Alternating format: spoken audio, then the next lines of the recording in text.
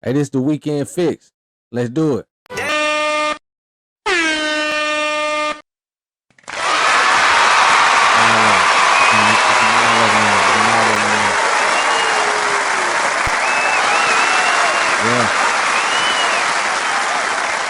Yeah, man, like I said, right now you locked into the Vibes Boulevard podcast. This is the weekend fix. This number 2. And we're gonna go ahead and get right into it. So right here on the screen, you already know if you've been tapping in with me. This is my website, vibesboulevard.com. That's VIBES hyphen BLVD.com. Go to my website, vibesboulevard.com for all the vibes. You can find music, merch, you get your skincare product, 3D printed product, all the above, you name it. So that's on vibesboulevard.com.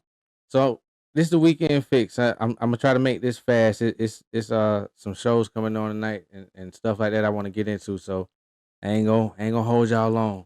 So we're gonna go ahead and get into this first thing. So I knew about this during the last actual episode that I did, but I didn't want to bring it up at the time. I wanted to save it for this weekend. So man, Kevin Gates, he has another divorce on the table right now.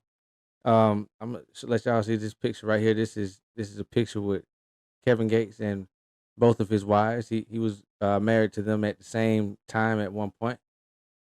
So um, the news that recently broke, his wife of 9 years, Drika Gates, has filed for divorce. It was and this took place after news broke of Brittany Renner's 52-day marriage to Kevin Gates.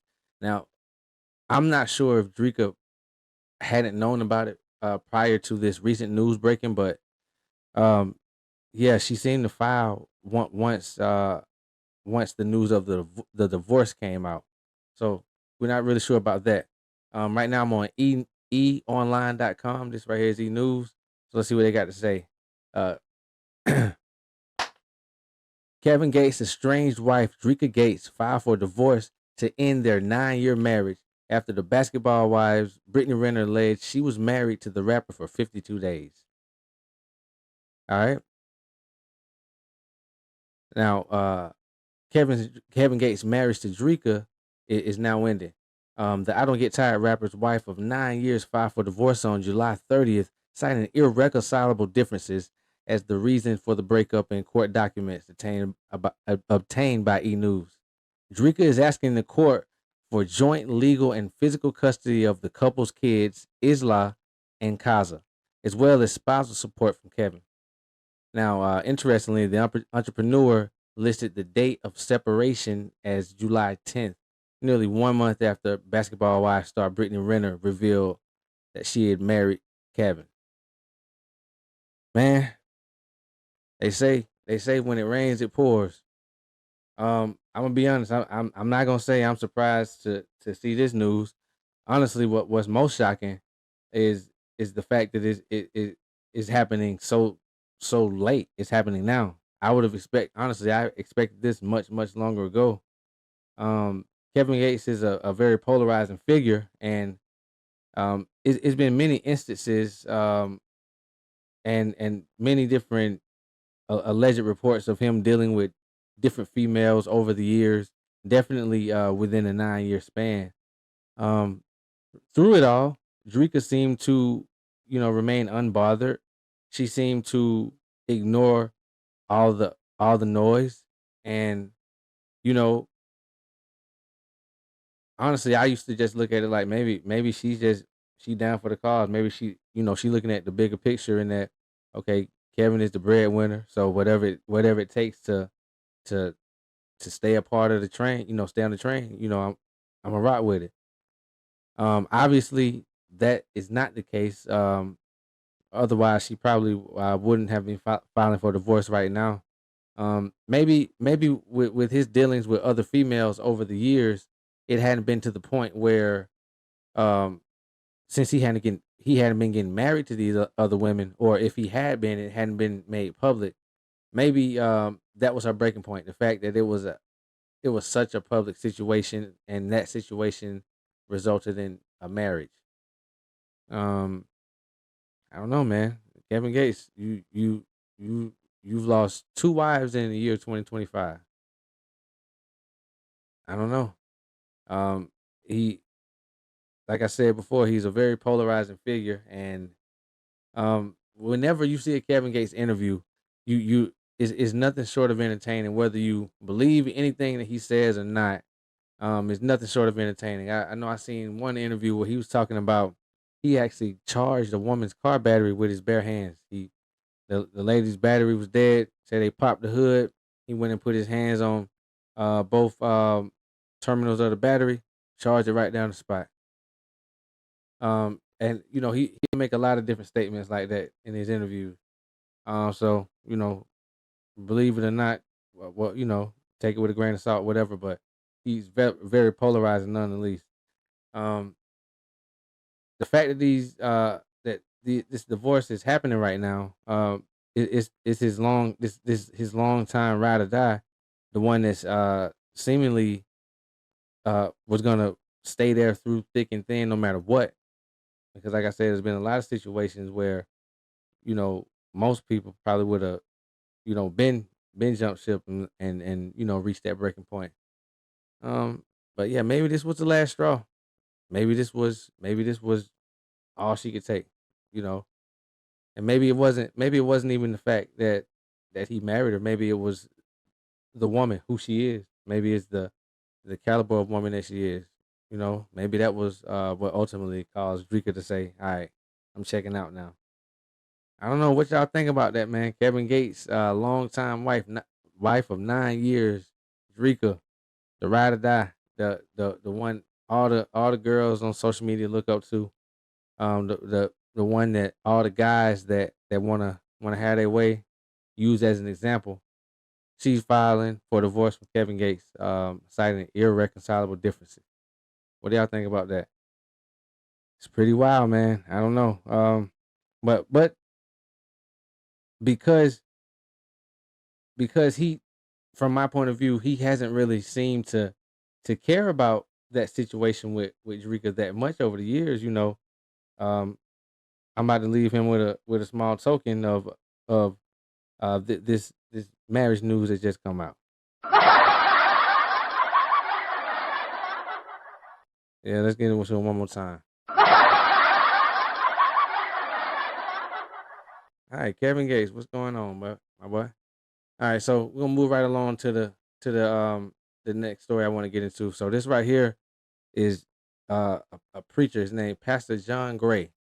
He had some words to say about the churches or pastors that charge for worship events.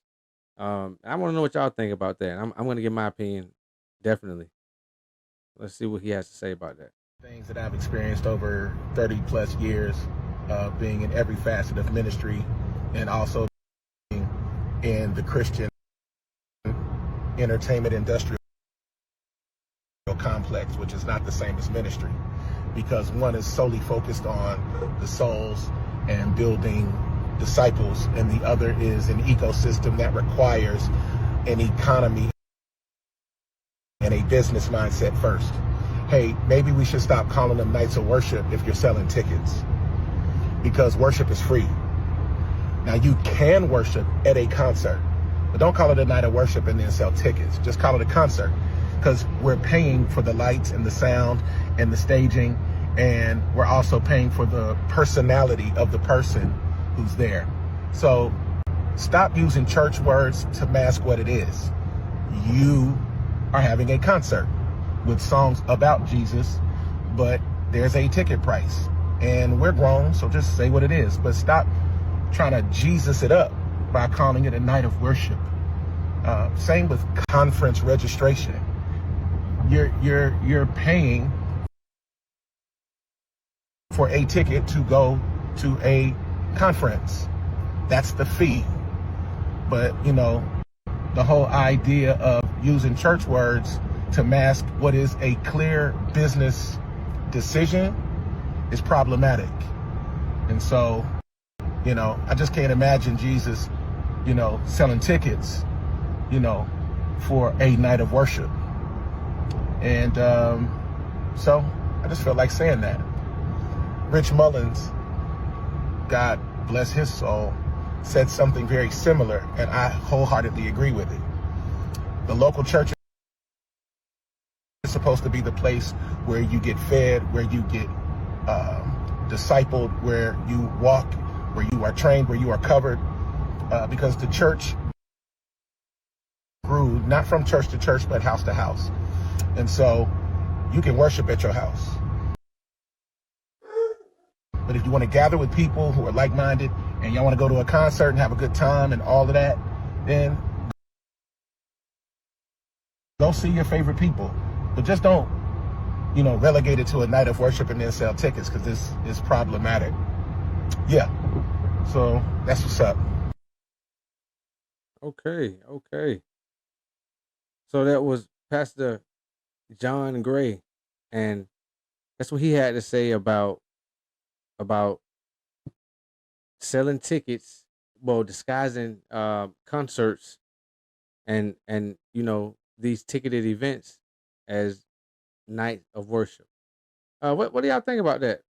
My opinion on it is this. You know, I to be honest, I feel like wh- when it comes to the church nowadays, it definitely seems to be uh it seems to be more of a focus on the financial side, and I completely understand you got to pay the lights, you got to pay for the building, but it just seems to be in excess, and instead of just being real about what it is, it seems like the pastors will try to disguise it as if this is what Jesus wanted you to do. You got to get this because this is what Jesus wants us to do. Now tell them. Now we gotta do this and that to the building. You know, um, I need an oil change on the Maserati. Uh, I got mortgage on the mansion. Me and my wife. Um, we want to get new robes for the choir. Uh, you know, just keep it real. Let the congregation know what's really going on, and then give people the opportunity to decide. Like, don't swindle these people like these real deal true hard believers that's hanging on your every word. Don't swindle them to thinking, man, I'm doing the work of the Lord. Like pastor told me I got to get this such and such amount, and I did it, and I know God gonna bless me for it. Nah, be real. Yeah, we need some new tires on the Infinity truck. We need we need uh we need to get my son some new football cleats. We need to get some new pews for the church. I mean, it's I can imagine some of that money that they take up definitely has to go towards doing what it does for the church. But let's not be mistaken here. Like we all know what's going on. Um, Pastor John Gray came out and said what he said. I'm not gonna name any pastors in particular, but I can tell you this. I see it from local all the way up to the big boy mega churches, and I'm not discriminating against anybody. I think they all participate in it, and younger generations are waking up to it. It's it's it's our older generations that's really still hypnotized by a lot of the lies perpetuated. These people are believing that it's almost like that they'll convince you that you can literally buy your way into heaven. It's a dollar amount, and if you just give that right amount, you just keep giving, you'll make it there. When any sensible person would can let you know that it. I feel like the other side, the spirit, the spirit world, whatever you want to refer to it as. I feel like it's so much bigger than this money, this fake this thing of fake value. Um, I think it's crazy, I do like that Pastor John Gray came out and said what he said. I definitely think that's something that needed to be said, and um, I know it's a lot of people that may not agree. I know, like I said, some people they believe so hard and they hang on to the every word of the pastor. And a lot of times the pastor could be just as messed up as the people they're talking to. Not and that's not to say that they have to be perfect, but they'll they'll judge people so harshly, but the pastor could be doing just the same thing, if not worse, as the people that they're judging, and they don't think twice. They don't bat an eyelash at what the pastor has going on, and these guys know they know that they have this type of hold over people. They know that they could make people feel like, okay, I'm not gonna make it to heaven. They can make people feel like, okay, I'm doing right. I'm gonna make it to heaven, and they know how to manipulate that. So I guess what I want to leave you with when it comes to that, just be vigilant in that, uh, as you're going out and about, and you visiting church, and you're worshiping in these different places. Just always be aware of the different tactics. If you want to go along with it, that's cool. But if you do go along with it, still just be aware. If you know what's going on and you still decide to do it, then that's one thing. But of people that just really truly feel like they're doing God's work by just giving their last to to to the church. Um, nah, just be aware. Just be aware. All right, moving right along. So, during my last episode, I talked about Shannon Sharp, him being fired from ESPN. So we're gonna go over to the vibe.com, well, vibe.com. Uh, so on the heels of Shannon Sharp just recently settling the $20 million lawsuit that was filed against him, or was it a $50 million lawsuit? Big boy lawsuit filed against him. He settled that. We're not really sure of the amount, but a lot of sources say that it is definitely eight figures. We're not sure how big how big or small, up in those eight figures, but a lot of sources are saying it's definitely eight figures. So on the heels of that, I talked about this on the last episode. Shannon Sharp was actually fired from ESPN. They announced that he won't be returning for football season, like he said he would back in April when the news first broke of the lawsuit.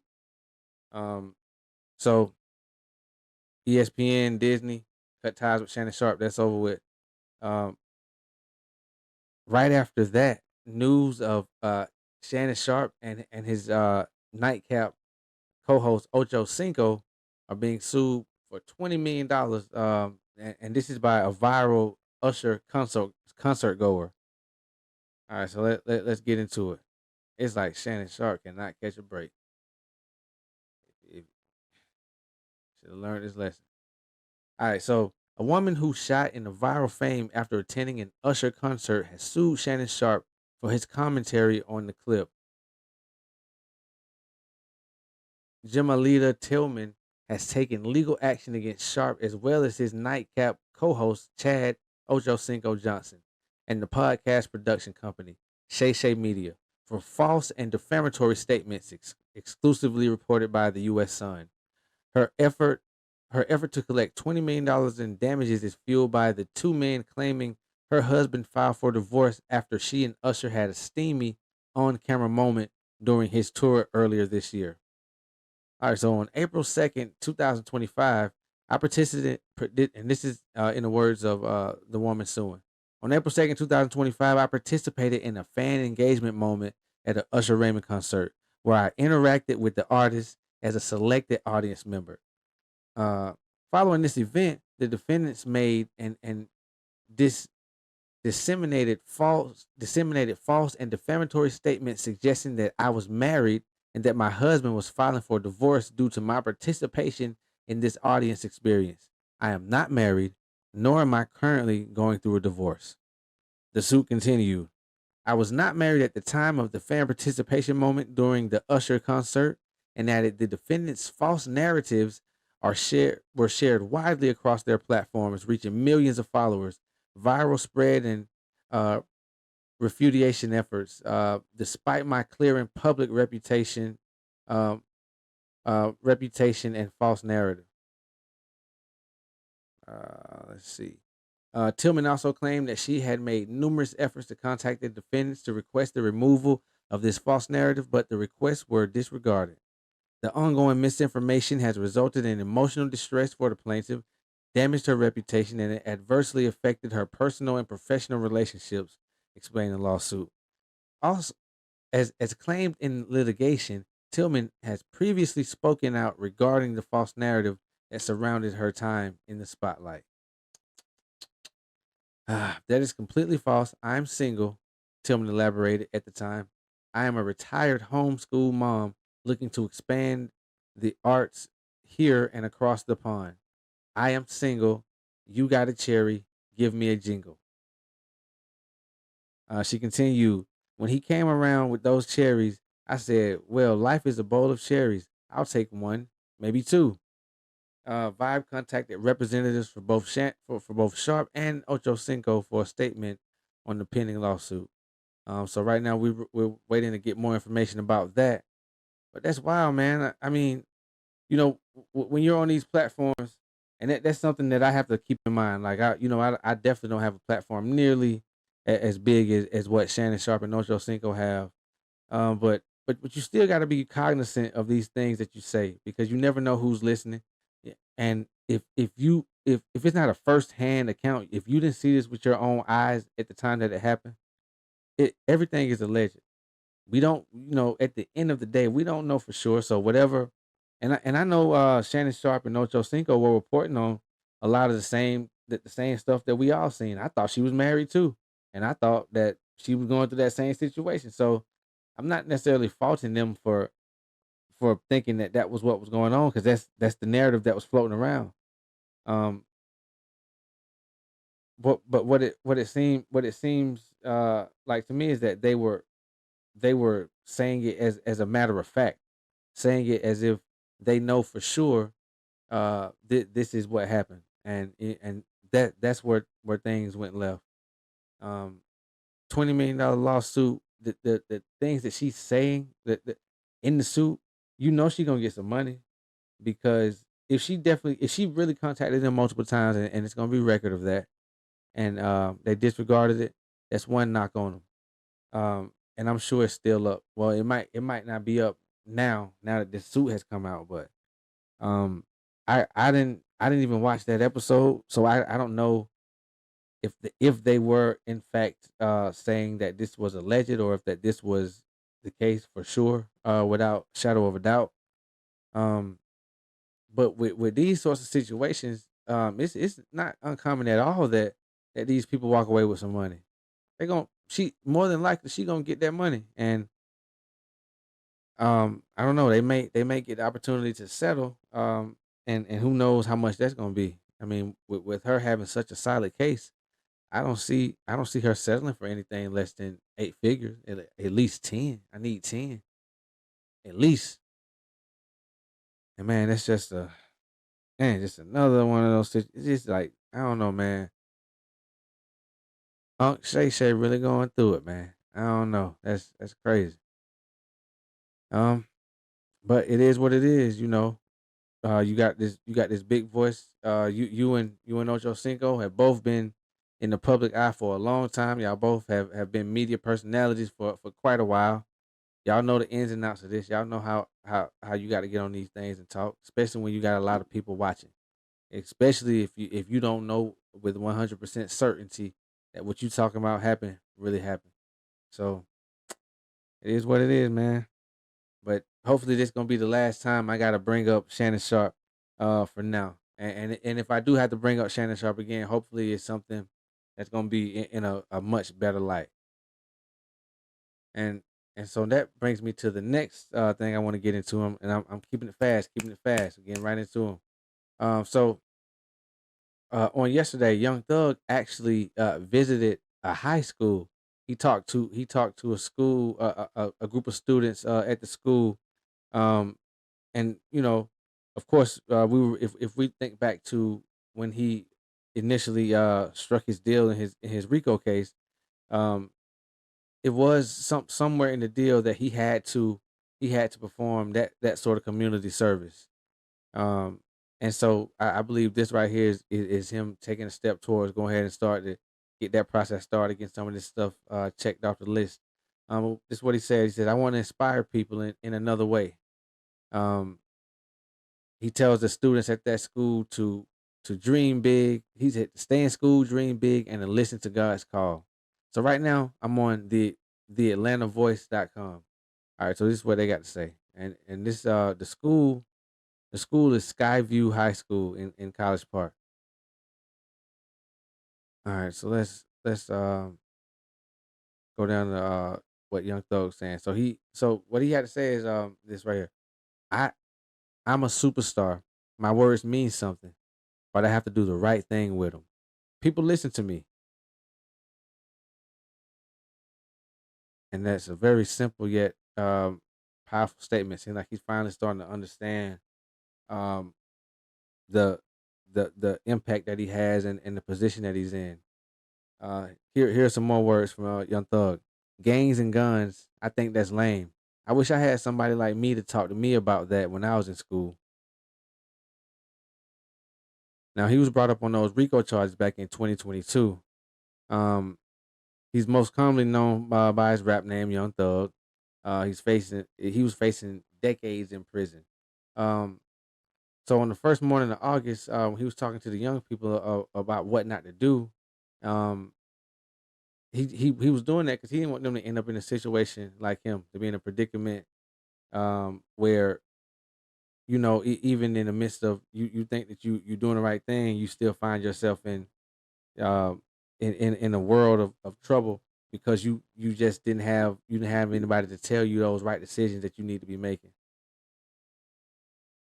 All right, this is more words from Young Thug. I feel like violence is not the thing. It's corny. It's not the thing to do. Um, Gangs, it's not cool. I'm glad I had an opportunity for y'all to hear me say it. So what what I'm taking for this honestly is that it seemed like Young Thug is really he's really taken to this work in another way. Like, a lot of times with community service and things like that, people just do what they gotta do to get that paper signed off on and to be able to move forward, get done with it. But it seems like he might actually be be understanding, like, man, the stuff we was into, that wasn't the move. Like the way we were allegedly terrorizing the city, that wasn't the move. Seemed like it seemed like to me he's genuinely concerned with how the kids end up, not wanting them to take the wrong path or to try to follow his footsteps as far as some of those activities he had going on in his early years. Um, and yeah, it's very important. It's very important to um to get kids to stay in school, and and I, the thing is, if you're not in school, if you're not in school, you're gonna have to work, like, because you got to make you gonna have to you got to make a living for yourself some kind of way. Um, but the thing is, you leaving school prematurely, you could many times you find yourself with jobs that one may not pay the best. Two, uh, could be something that you just don't want to do, or you're faced with a whole bunch of jobs that you're just not qualified for because you just don't have the know-how, you don't have the knowledge, and you also don't have that piece of paper that says, okay, this person um knows what they need to know for they know the basics to be able to maneuver through life. And and of course, you can take the route of getting a GED. You know, that's the route you take. As long as you're not trying to maneuver through the world with just a hope and a dream. You gotta have something to back it. And many times actually going to school, it teaches you to be a more well-rounded person. It teaches you to have patience. Like, I don't necessarily like the idea of having to sit there in the desk for all those hours. especially at early ages. But honestly, it teaches you patience. It teaches you that you know in every situation, like you can't just get up and go when you want to. So outside of the academic lessons that you'll learn in school, it's also life lessons that you're learning along the way. Teach you how to interact with people. Um, a whole host of things. So um, for Young Thug to be who he is, and he's looked up to the kids look up to him on a different level, like on the street side. So for him to be putting stress and focus on them staying in school, I think that's something that we can definitely uh tip our hat for. Give him a round of applause for that. But yeah, there was Young Thug visiting Skyview High School. That was on yesterday. All right, so this last thing I have lined up um is about Metro Boomin's new album. Well, he's calling it a mixtape, but it's out on streaming platforms. He released it under his label Imprint. It's so technically it's for sale. You know, the streams are earning revenue. So call it a mixtape, whatever. It's an album to me. But he dropped that on yesterday. It's called Futuristic Summer. And what he was what he was trying to do with that, he was trying to channel um the era of Atlanta. I would say from and I think let me see because I believe he was more specific. Atlanta from like 2005 through 2010, or maybe I say even a little bit before 2005. Like I say even let's say like 2003 2004 on up through 2010 maybe 2011. That's when that's the sound he seemed to be channeling with this project. He got a whole lot of features on that guy. This the list of features. They include Gucci Mane, Roscoe Dash, Waka Flocka, Shad the God, Young Dro, Travis Porter, Quavo, Two Chains, Lil Baby, Future, Ti, and Young Thug. So if that if that doesn't sound like Atlanta, that old Atlanta, I don't know what does. And okay, so the concept of the album is to pay homage to early Southern trap music and the late Young Scooter. And as we know, Young Scooter passed away this year in a very very unfortunate situation where he was running from the police, jumped the fence, some kind of way cut his leg, cut an artery in his leg, and bled out. Crazy situation. Um, but yeah, this album is this mixtape is considered a double disc. It contains 13 tracks on the first disc, and it contains 10 tracks on the second disc. So this guy has a total of 23 tracks. So 23 tracks with all with that old Atlanta sound that I feel like the game been missing. If you're not from the South, you may not really be into it. I have heard some people covering it on podcasts that aren't in the South. They're not really feeling it. I gave it a listen myself, and these are a lot of the style songs that we used to club to when I was in college. So for me personally, it gave me that very very nostalgic feeling, and so I think it was needed. We see Jermaine Dupri doing a lot of big things, bringing that old Atlanta sound back.